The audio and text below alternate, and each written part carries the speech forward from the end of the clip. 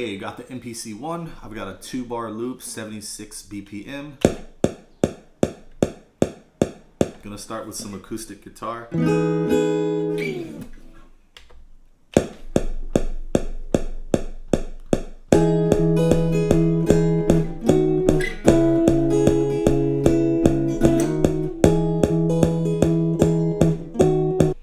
Perfect. Okay, we're gonna go to sequence number 2.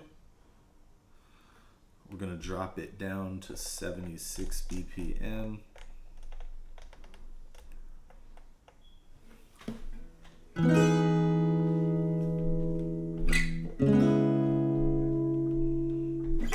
And we're gonna put that down. Here we go.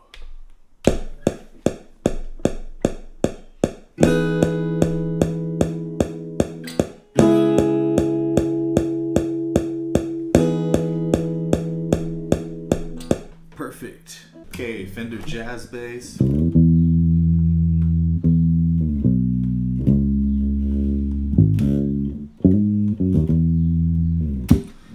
And about to start with the second sequence, the slower sequence. So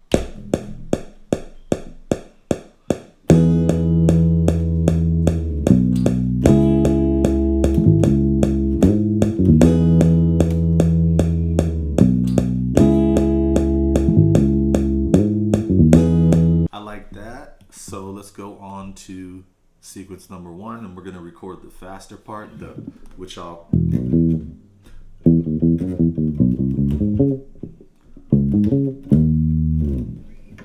Hopefully I can do it first try, but don't hold your breath.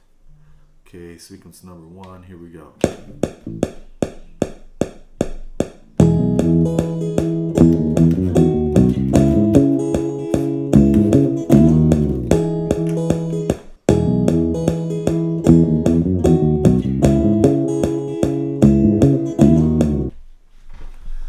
We got it. My rig today, the guitar and bass are going in through this ART voice channel right here, and it's got a low cut on it, and it's got a compressor. It also has a de-esser, which I have disengaged, and a gate, which is disengaged, and then I have an EQ section here. And this was the setup, the EQ setup for the bass. And then I'm going out into the left input. So input number 1 of the MPC One Plus. And at this point, I haven't engaged any type of amp sims or anything like that. Probably do that a little bit later. Okay, back with another track, and we're on the slower part, the verse. Got the other Gretsch. Here we go.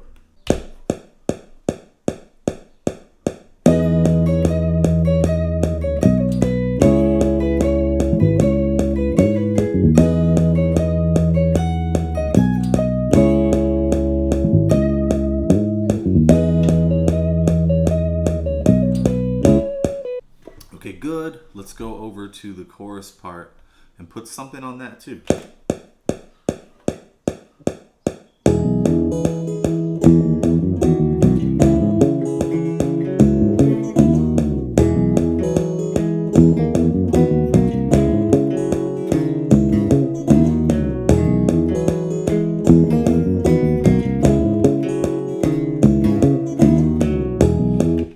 Okay, I'm actually going to create a second guitar part because this one's going to be distorted. So created number 4. Here we go.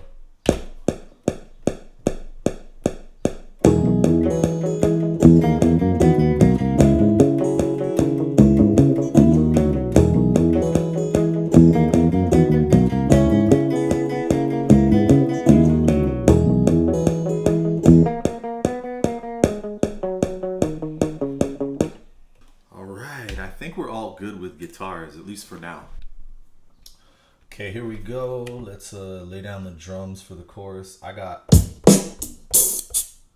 just some simple drums, and I took these from reverb.com when they did the drums in the style of Billie Jean pack, so you can pick them up over there.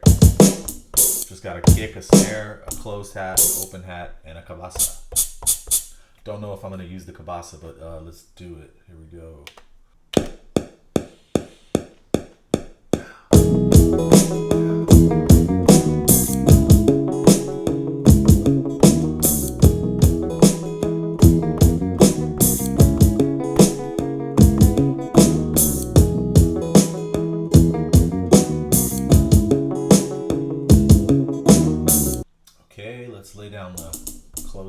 part. So I'm gonna hit overdub.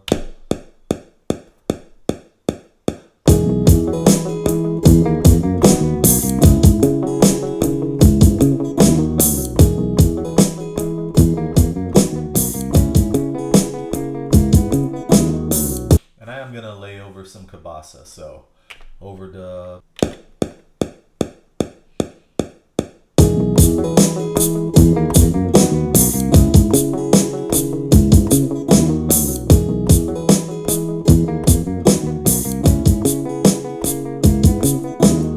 Let's head on over to the verse and figure it out.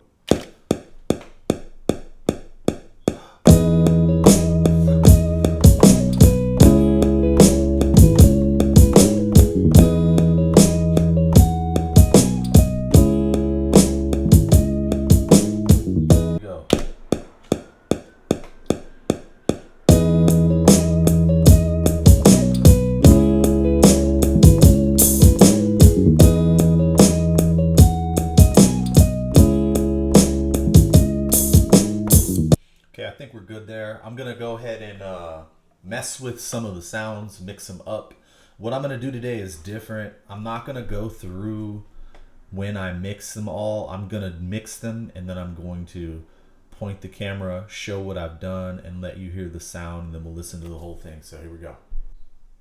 Okay, we're here on the chorus, and the first thing I have is the electric guitar, and I'm gonna just turn on what I had before, and then I'll let you hear what I did. So it's soloed.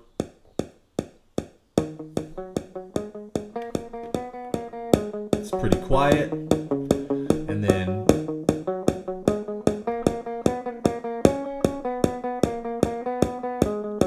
first thing I have is air distortion. Just give it some distortion. And then after that, I felt like it needed some drive, so I put on the tube drive.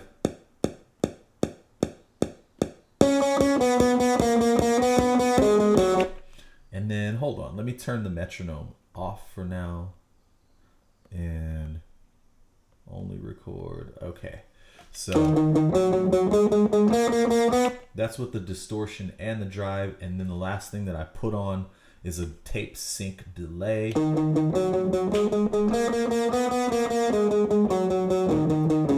it's got a little bit of delay. Let's hear it in the context.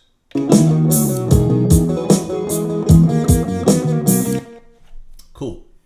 And the next, let's just go through all of the parts. So we've got the acoustic guitar here, and I'm gonna go in, turn all of these off. Let's solo it. Okay, just the acoustic.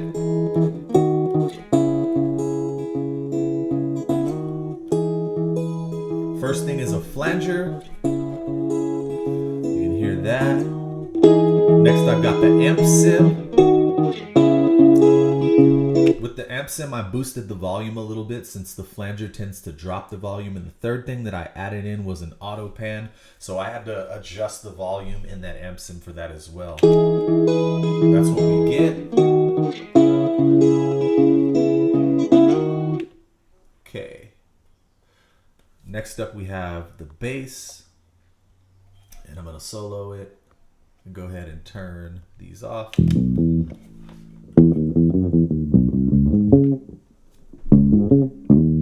So that's the bass at first, and then I had a chorus going in. This is a trick that I learned from a friend of mine, Nate Dunmore, who's a really talented mix engineer, songwriter, like just a really talented guy. He's helped me out a lot. There it is with the chorus.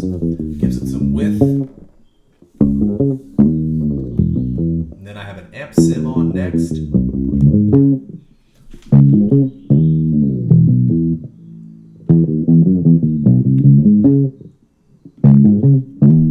And that's your bass. And that's all the parts for the chorus. Now the only thing that differs as far as instruments from the verse and the chorus is this electric guitar. So the chorus had electric guitar chorus and the verse has electric guitar verse. So let me go ahead and let me go back up to the bass first. Not soloed, okay. So I'll go to electric guitar. I'm gonna solo it, and then let me turn all of these off. This is what it sounded like at first.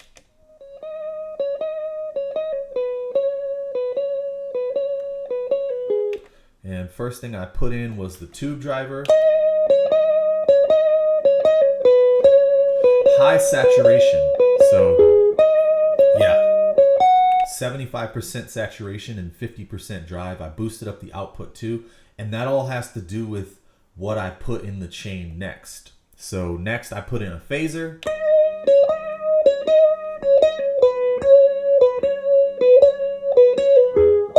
See, the phaser is known to drop the volume. That's why I had to bump up the drive as well as the saturation. And then I also have an analog delay in here, which drops the volume as well.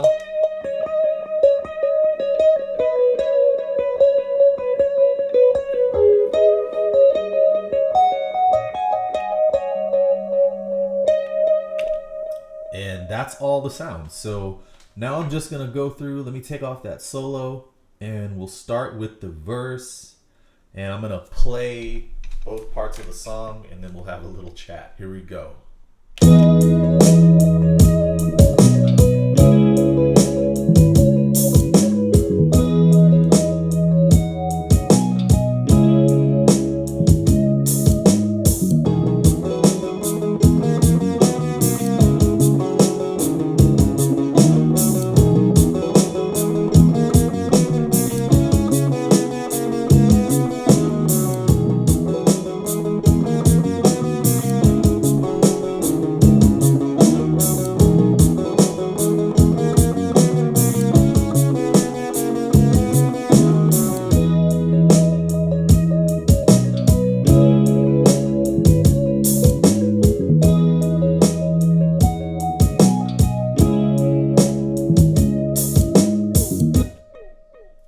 Not too bad. I think those sounded pretty good and able to do it in a pretty good amount of time.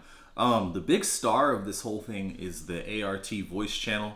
It's a preamp, a compressor, it's got a de-esser, it's got a gate, it's got an EQ, and it's awesome so far. I've actually been singing into this thing. I have a song that I'm going to be releasing soon, and I used it for my vocals. And I also record a lot of voiceover on my skateboarding channel and for my skateboarding Instagram, giving tutorials. I'll link that in the description. But I've noticed big differences in the character that you can achieve with the ART voice channel versus the Tascam Model 12. And just as far as how natural the compression sounds, I do like the compression that the Model 12 gives you for voiceover, because it can give you that radio sound, but it is a bit exaggerated. And I think that just boils down to it being digital from the beginning, whereas the voice channel is analog, and obviously it converts into digital.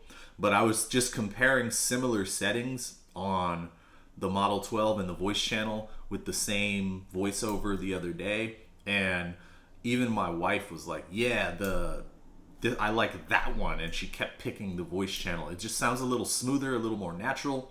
And you know, it's a 1-knob digital compressor on the Model 12 versus a 4-knob compressor here. There's threshold, ratio, attack, and release. But for guitar and bass, it's amazing. Like that acoustic guitar direct in sounded so nice and sparkly, played well with the effects in the MPC One Plus.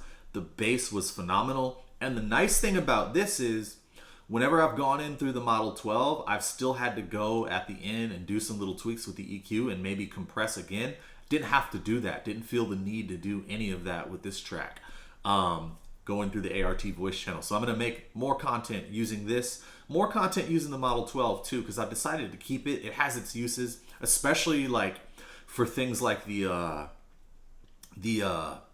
Tiny Desk concert submission that I did. That would have been a lot more difficult to do direct into the camera, because I didn't record it with the camera mic like I'm doing today. I went into the Model 12 with my backing track, into the Model 12 with my guitar, through my processing for the guitar, so my preamp and everything, and also into the Model 12 with my microphone. and directly into the camera, and it sounded pretty good in my opinion. I probably could have worked a little more on the guitar sounds, or maybe tweaked the HX Stomp and used the cab sim before I went into that, but sounded pretty good to me. If you made it this far in this video, thank you for watching, and I'm going to be making more of these songwriting videos again now that I'm through the whole guitar rig thing. Peace.